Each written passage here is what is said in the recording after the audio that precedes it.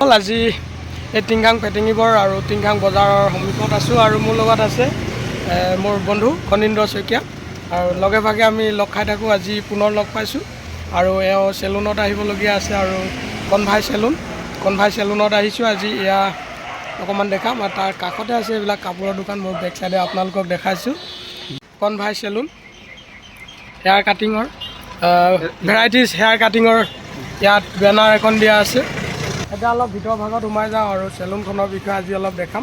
এই চেলুনখনত বিশেষ ব্যতিক্ৰমী কিছুমান দৃশ্য আপোনালোকে দেখিব পাব, গতিকে ভিডিঅ'টো শেষলৈকে চাই যাব, ভাল লাগিব।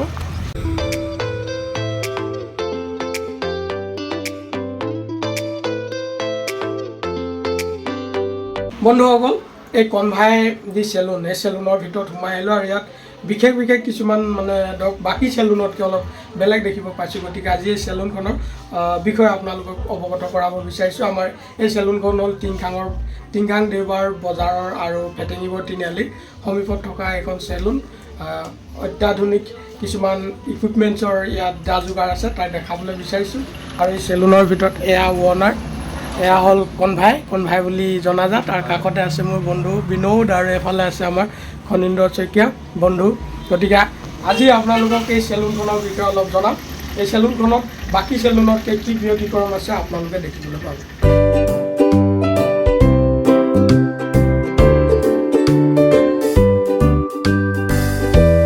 বন্ধুসকল, এই চেলুনখনৰ যি কণভাই চেলুন, এই চেলুনখনৰ বৰ্তমান এওঁ চলাই আছে কণভাই বুলিয়ে জনাজাত।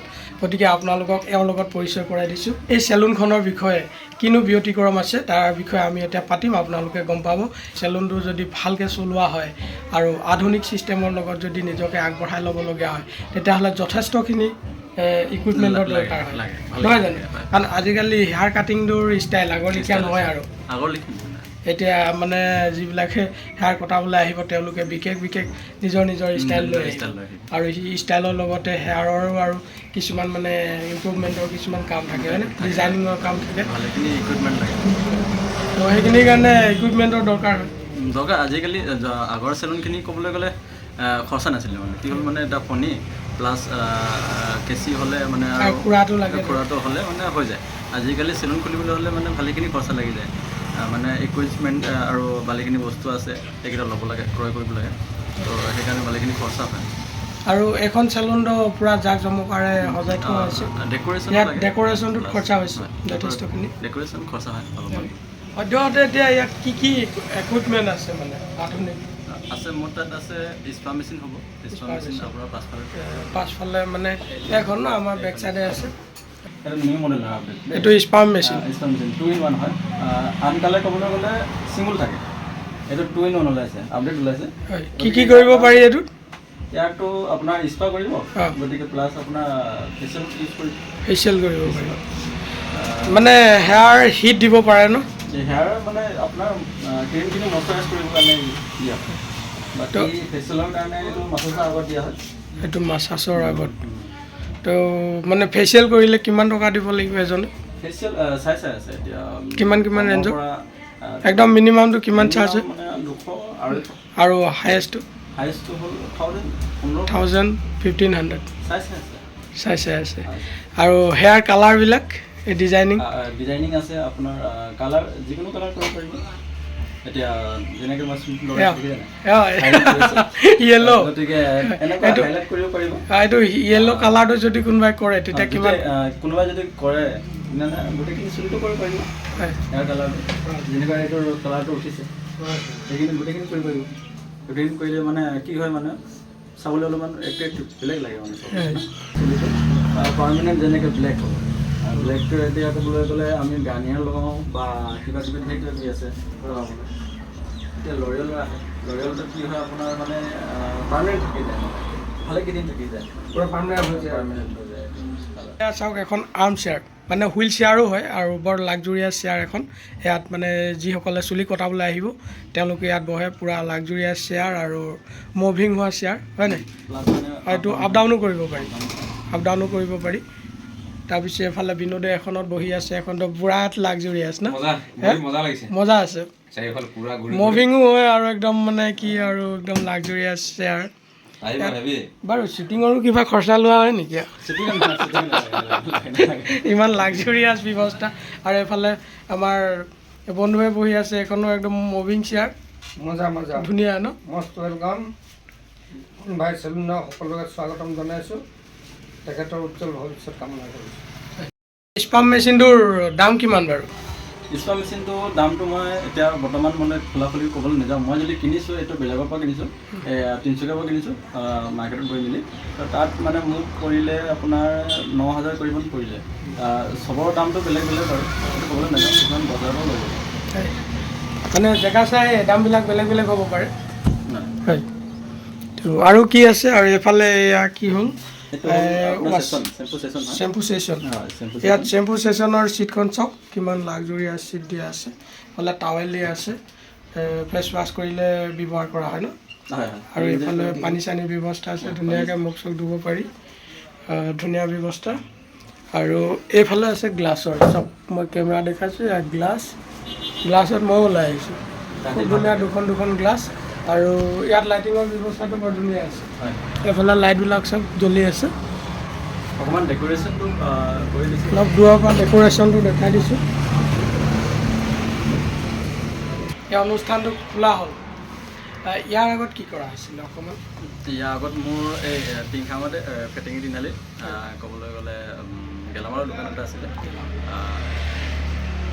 3 মাহ 3.5 মাহ চলালোঁ 3 বছৰ 3.5 বছৰমান চলালোঁ 3-4 বছৰ চলোৱা হ'ল গেলামাল দোকানটো কিবা মানে আপ ডাউন হ'ল নেকি মানে চলোতে ঠিকেই চলে বাকী মানে কি হয় টাইমিঙৰ প্ৰব্লেম লাগে আৰু ইয়াত মানে টাইমিঙৰ প্ৰব্লেমটো নাই গতিকে মানে এই চেলুনটো সেইকাৰণে খোলা হ'ল আৰু পাছলৈ মানে মোৰ ভৱিষ্যতটো অকণমান আছে সেইকাৰণে মই চেলুনটো অলপমান অভিজ্ঞতা আছিলে গতিকে চেলুনটো খুলি ল'লোঁ আৰু এটা কথা গেলামাল দোকানত পাৰ ডে মাল চেল কৰিব লাগিব আৰু পাৰ ডে মাল ক্ৰয় কৰি আনিব লাগিব আৰু কাষ্টমাৰে বিচৰা প্ৰতিটো বস্তু দিব পাৰিব লাগিব দুটা এটা বস্তু যদি বিচাৰি অহা নাপায় তেতিয়াহ'লে দোকানখনত নাপায় তেনেকুৱা এটা কথা কয় আৰু গেলামাল দোকানত মানে কি গেলামাল দোকানটো কি হ'ল আজিকালি কম্পিটিশ্যন হৈ গ'ল কম্পিটিশ্যন হৈ গ'ল কোনে কিমান কম ৰেটত দিব পাৰে যদি ৰেটটো অকণমান ডিছকাউণ্টত দিব পৰা নাযায় তেতিয়া দিগদাৰ হৈ যায় আমাৰ মানে ক'বলৈ গ'লে অসমত ক'বলৈ গ'লে এনেকৈ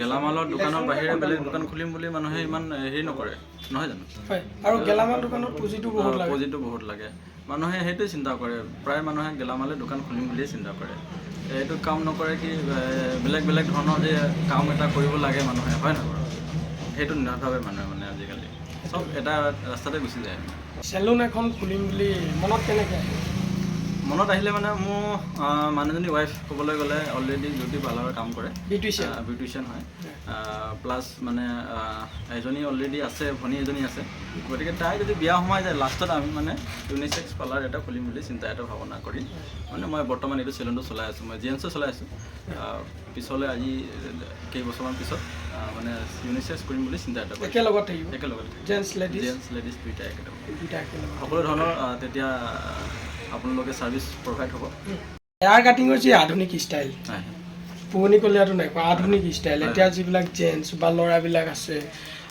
বিশেষকৈ মই এইটো জেন্টছৰ চেলুনৰ কাৰণে কৈছোঁ যে তেওঁলোকে বিশেষ কিছুমান ষ্টাইল লৈ আহে মানে এইবিলাক ষ্টাইলত যদি হেয়াৰ কাটিবলগীয়া হয় তেতিয়াহ'লেতো তেওঁলোকৰ যিবোৰ ষ্টাইল সেইবিলাক কাটিবলৈ যদি তেওঁলোকে কয় এইটো ষ্টাইল লাগিব এইটো মেম' চাই কেনে কাটিব দিয়ে তেতিয়াহ'লেতো নিজৰ এটা কোৰ্চ লাগিব এইটোতো 100% কোৰ্চ লাগিব ক'ৰবাত কোৰ্চ কৰা হৈছে কোৰ্চটো কৰা হৈছে মানে মই কোৰ্চ কৰিছোঁ গুৱাহাটী প্লাছ ডিব্ৰুগড়ত কোৰ্চ কৰিছোঁ দুই জেগা কিমান দিনীয়া কোৰ্চ থাকে 4 মাহ 5 মাহ 6-8 মাহলৈকে থাকি যায় যাৰ মানে গুৱাহাটীত কিমান দিনীয়া গুৱাহাটীত থাকিলেও মানে 3 মাহ দিনীয়া বাকী ইয়াত থাকিলে 5 মাহ দিনীয়া কোৰ্চ তাত চাৰ্টিফিকেট দিয়ে নেকি তাত চাৰ্টিফিকেট দিয়ে গুৱাহাটীত চাৰ্টিফিকেট দিয়ে আৰু ডিব্ৰুগড়তো চাৰ্টিফিকেট দিয়ে যোনখিনি ক্ৰছ কৰিব আপুনি যিমান ক্ৰছ কৰিব সিমান চাৰ্টিফিকেট পাব আপুনি প্লাছ মোৰ তাত আপুনি ছোৱালী মানুহৰ নেইল আৰ্টটো পোৱা যাব প্লাছ মানে মই নিজে কৰোঁ মানে নেইল আৰ্ট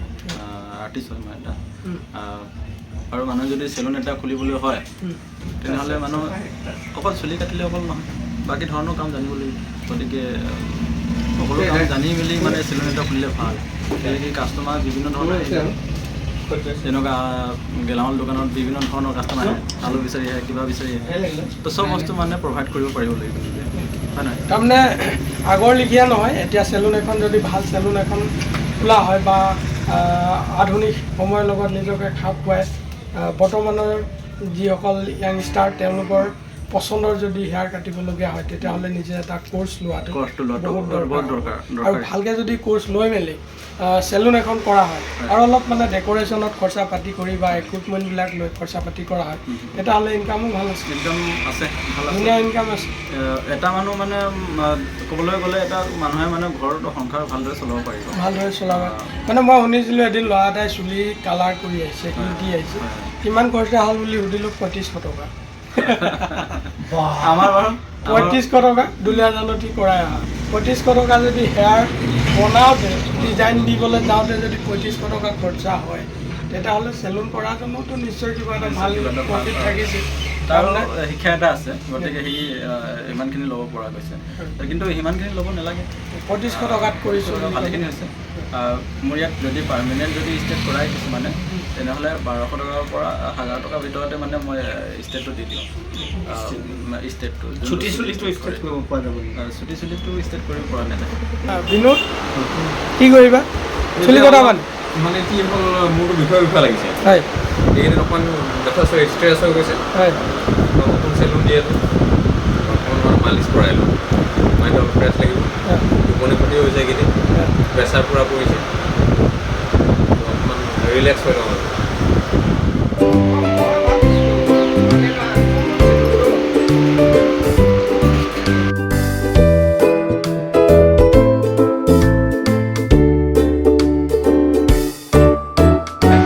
চুলি কটা নেকি?